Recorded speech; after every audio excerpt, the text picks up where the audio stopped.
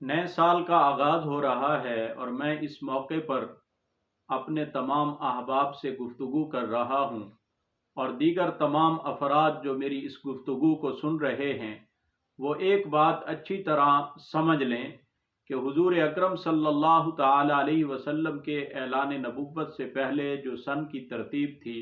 اسے عیسوی سال کہتے تھے۔ حضور صلی اللہ علیہ وسلم کے اعلان نبوت کے بعد جو دن اور مہینے اور سال شمار ہوتے اس ترتیب کو سن نبوی کہتے۔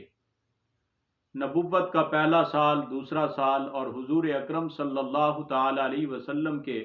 مدینہ تشریف لانے اور آپ کی وفات پا جانے کے بعد جو سن چلا ہے اسے سن ہجری قمری کہا جاتا ہے، اور یہ باقاعدہ حضرت عمر بن خطاب رضی اللہ تعالی عنہ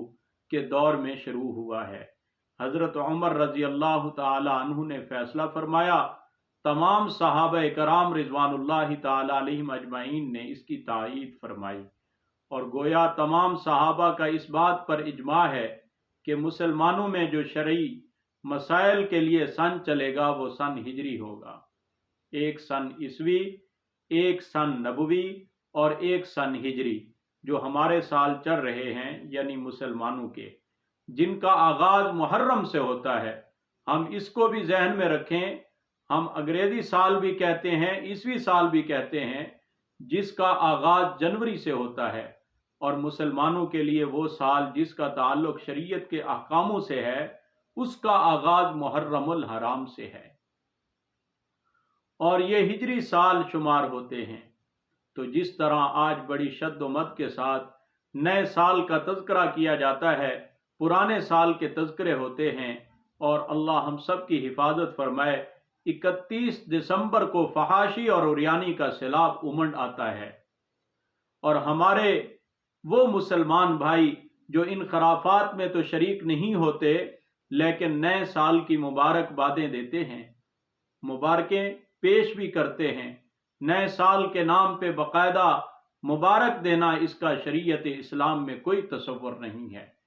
شریعت اسلام کے اندر کوئی اس کا وجود نہیں ہے۔ سال آیا اور گزر گیا، نیا سال شروع ہے، یہ بھی گزر جائے گا۔ اگر نئے سال پر مبارکباد دینا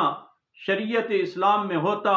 تو ہجری سن کے آغاز پر ہوتا، اور تعجب یہ ہے کہ جس حد تک اس سن عیسوی کو عام کیا جاتا ہے اس حد تک سن ہجری کو رواج دینے کے لیے مسلمان تیار ہی نہیں ہے،